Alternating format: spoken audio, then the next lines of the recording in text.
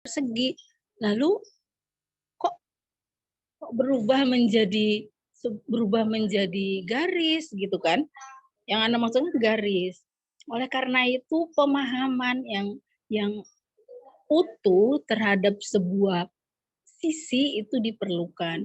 Sisi pada bangun ruang itu berbeda dengan sisi pada bangun datar. Bangun datar berupa garis lurus maupun garis lengkung, sedangkan yang bangun ruang berupa sisi. Sisinya berupa bidang-bidang, ya kan? Apapun bangunnya, itu kalau di ruang berupa bidang-bidang. Nah, sekarang kita tinggal pahami betul makna dari sebuah sisi. Sisi itu apa sih? Sisi itu apa? Kalau pada bangun ruang bagian, Bu, bagian yang membentuknya. Bagian yang membentuk. Rusuk bagian yang membentuk bukan? Kalau rusuk itu garis yang menghubungkan titik, Bu. Garis yang menghubungkan titik pada bangun ruang. Garis yang menghubungkan titik pada bangun ruang. Hmm. Nah, rusuknya itu kan ada di sisi, ya kan? Iya, Bu. Nah, iya.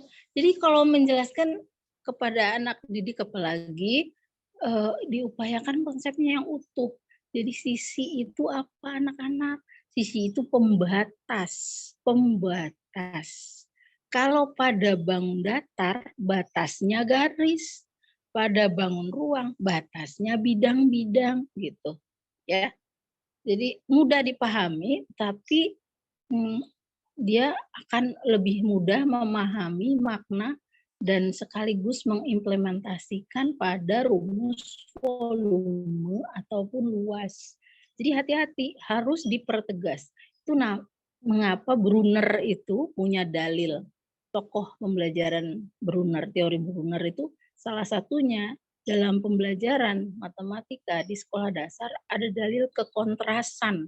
Kekontrasan itu artinya kita memberikan contoh sekaligus bukan contoh supaya konsepnya utuh. Ini loh namanya sisi, ini bukan sisi gitu. Ini loh sisi pada ruang, yang ini sisi pada bangun datar gitu. Jadi memperjelas makna atau pengertian konsep dari sisi tadi. Itu ya. Jadi nggak bisa kalau dikatakan kita menggunakan sisi pada persegi. Lah, yang mau kita hitung volume persegi atau volume kubus, gitu kan? Kita mau hitung volume kubus. Oleh karena itu, data yang kita peroleh adalah punyanya kubus. Kalau kubus mempunyai sisi 2 cm. Nah, itu nggak benar. Sisi pada kubus itu harusnya 2 cm persegi gitu. Karena kan kita menjelaskan ke siswa, sisinya berupa bidang. Rusuknya ada 12. Nah, mereka sendiri menghitung. Ini loh rusuknya 1, 2, sampai 12. Ini sisinya 1, 2, 3, 4, 5, 6. Tiba-tiba pada saat masuk ke rumus volume, kok jadi sisi gitu kan. Anak jadi bingung. Itu miskonsepsi yang masih ada sampai sekarang. Banyak buku yang masih menuliskan sisi kali sisi kali sisi gitu. Ya. Nah, mohon untuk bisa diperbaiki untuk berikutnya meninggalkan namanya aliran sesat ya kan. Jadi kita harus meluruskan konsepnya supaya nanti udah besar tuh siswa itu bukan hanya yang menghafal rumus tetapi dia bisa memahami maknanya gitu. Sehingga dalam kehidupan bisa diimplementasikan. Itu kenapa di modul ajar kurikulum merdeka ada pemahaman bermakna. Nah, gitu. Maknanya apa? Itu implementasi dari konsep yang dipelajari dalam kehidupan gitu. Dulunya kan nggak diperhatikan, nah, sekarang diperhatikan. Oleh karena itu sekali lagi tolong diperbaiki. Ya, jadi sepakati dulu sisi itu apa? Sisi pembatas. Kalau dibangun ruang berupa apa? Datar berupa apa? Jadi volume kubus yang benar harusnya apa? Mbak Astari.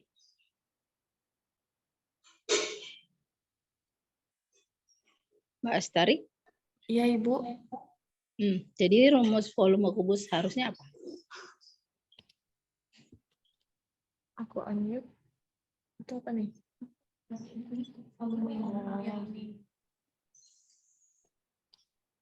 Ya, Bu. Apa rumusnya jadinya? Rumus kubus yang benar. Volume kubus yang Volume. volume kubus yang benar. Berarti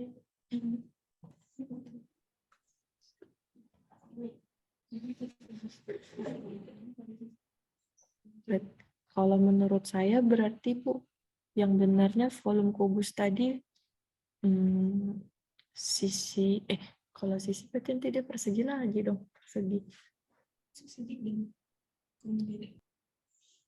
Kalau panjang, itu kan panjang, satuan panjang ya kan. Nanti satuannya meter yang kita harapkan. Meter kali meter misalnya. Jadi meter pangkat 3 gitu kan. Nah, kalau yang satuannya adalah satuan panjang, pada kubus namanya apa?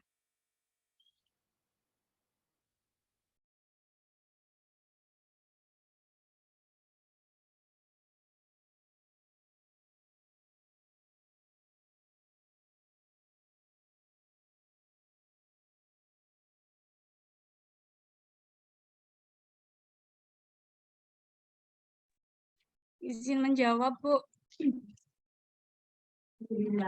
Jadi volume kubus itu formatnya berarti rusuk kali rusuk kali rusuk.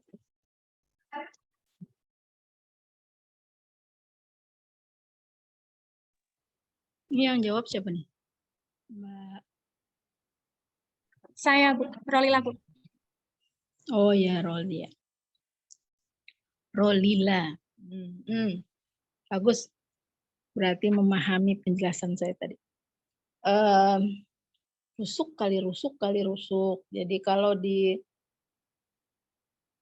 di buku masih tertulis sisi kali sisi kali sisi, diperbaiki. Namanya juga yang bikin manusia, kadang-kadang ada salah. Jadi buku itu bukan kitab suci yang tidak boleh salah gitu ya. Jadi boleh aja, makanya kita disunahkan untuk mempunyai berbagai sumber dalam pembelajaran. Jadi tidak hanya satu. Sekarang ini gampang untuk ini ya kan. Maksudnya ya ketik rumus volume kubus. Oh, banyak itu yang keluar. Oh ada ini ada itu ya. Nah, mulailah dianalisis kenapa rumusnya ada ini, ada itu. Bagaimana pemikirannya. Oke. Sekarang saya punya soal. Sebuah bak mandi berukuran 1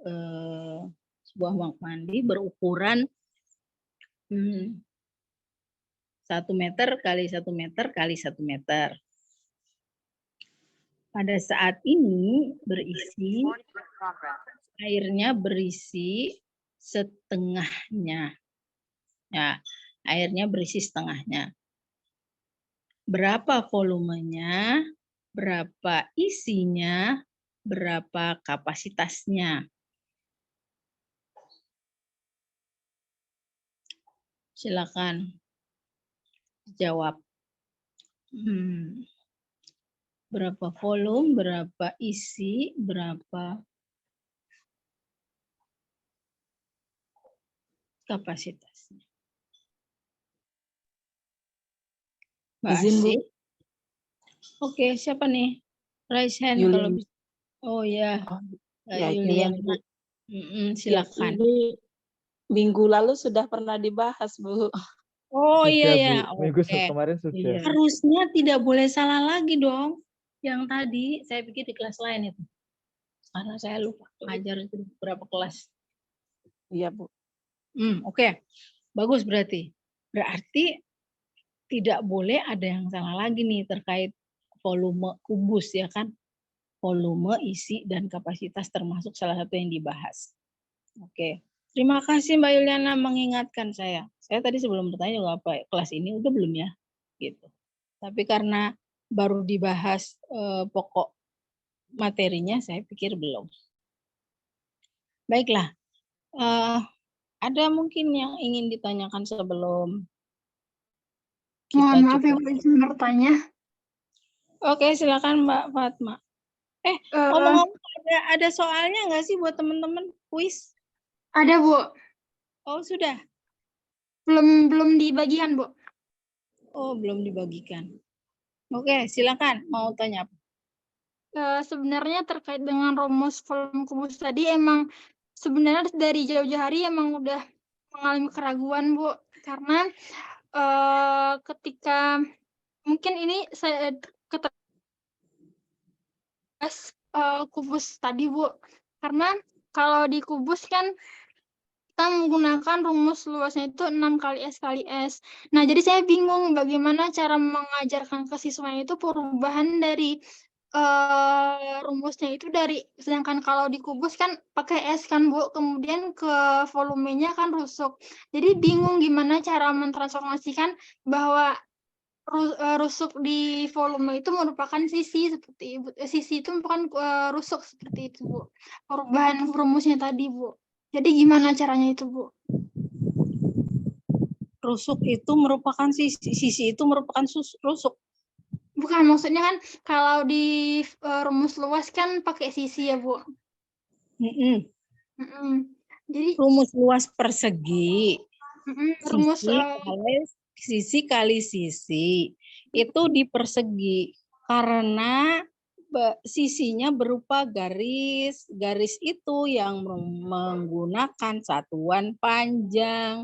Jadi memang harus dipahami oleh, jadi sebelum memberikan rumusnya itu, kita pahami dulu ke anak-anak.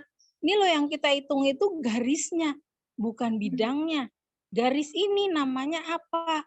Kita tadi udah menghitung ada berapa rusuknya. Berarti kalau kubus ini mempunyai rusuk yang panjangnya sekian, berarti rumusnya menjadi rusuk kali rusuk kali rusuk gitu. Jadi pahami betul pada saat memberikan rumus volume itu yang dikalikan adalah panjangnya, panjang dari sebuah garis yang ada di kubus. Nah, panjang garis itu di kubus namanya rusuk. Kan tadi sudah dipelajari ya, punya kubus, kita punya kubus yang mempunyai 12 rusuk itu. Gitu. Jadi yang udah terlanjur sisi kali sisi harus dibenahi itu. Anak saya juga di sekolahnya diajarinnya sisi kali sisi kali sisi. Terus saya japri gurunya. Jadi harusnya itu kan berarti anak itu kalau nggak bertanya, artinya anak itu hanya menghafal rumus. Oh, yang dimaksud sisi itu pokoknya kalau diketahui sisinya sekian, nah itu aja yang dikalikan. Dia tidak akan tersesat dalam menjawab sebuah soal tes, entah itu pilihan ganda, entah itu esai, tapi maknanya itu dia jadi nggak paham sisi itu apa sih, sisinya harusnya berupa apa gitu. Makanya kalau ditanya ada berapa sisi sebuah kerucut, ada berapa sisi sebuah bola gitu. Bagaimana cara menghitung diameter bola tanpa harus merusaknya gitu kan. Ya kan? Kemarin udah dibahas. Ya. Baik, terima kasih Bu. Oke, sama-sama Mbak Fatma. Ada hal lagi yang mau disampaikan? Kalau sudah, Anda silakan melanjutkan untuk kuisnya ya. Kuisnya. Nanti hasil penilaiannya dari teman-teman sebelumnya juga kalau ada kuisnya, nilainya disampaikan ke saya ya, di Japri ya, hasil penilaian teman-teman. Menjadi iya Bu, nanti di Japri. Oke. Baiklah, ada yang mau disampaikan lagi? Mbak Wayan. Ibu ingin bertanya. Siapa yang cukup Bu. Oh, cukup. Tadi ada yang mau bertanya. Saya Ibu Anggit. Oh ya Mbak Anggit. Karena saya pakai HP jadi harus raise hand supaya muncul di depan. Oke. Gimana Jadi kan, Anda? iya Ibu, jadi kan ini nanti setelah terakhir ini nanti dikasih kuis ya Bu. Kan kami dari kelompok kami yang akan memberikan kuisnya. Nah tadi Ibu bilang katanya nanti nilainya diberikan ke Ibu. Jadi kami yang dari kelompok penyaji juga tetap join untuk kuisnya apa nggak usah apa gimana ya? Lah, Anda udah tahu kuncinya kan. Pokoknya kalau penyaji nilainya sempurna gitu. Akan diisi sempurna. Jadi nggak usah. Saya tahu ini tulis aja itu penyaji gitu. Nanti nilainya maksimal. Gitu kan udah ngajarin teman-teman. Kalau ngajarin itu kita lebih paham daripada yang lain. Itu mengapa di pembelajaran orang dewasa itu menggunakan cara mempresentasikan. Karena dengan mempresentasikan itu kita harus belajar dulu, kita paham dulu, baru ngajarin orang. Kalau kita ngajarin orang, ilmu kita nambah gitu. Jadi 2 kali kita belajar untuk sendiri, kita mengajari orang lain itu 2 kali. 2 kali juga keuntungannya, dapat pahala juga, dapat ilmu yang manfaat itu, sama dapat ilmu gitu. Oke, silakan kalau mau kuis dilanjutkan. Saya akan ini ya izin leave dulu karena sebentar lagi saya ngajar lagi di kelas yang lain. Ada pertanyaan sebelum saya leave? Tidak ada. Oke, kalau begitu lanjutkan untuk kuisnya ya, Mbak Fatma dan Iya, teman-teman. Bu. Terima kasih. Selamat siang. Assalamualaikum warahmatullahi wabarakatuh. Baik, terima kasih, Bu. Oke, sama-sama. Maaf kalau ada hal yang kurang berkenan ya. Oke Ibu, terima kasih. Yuk.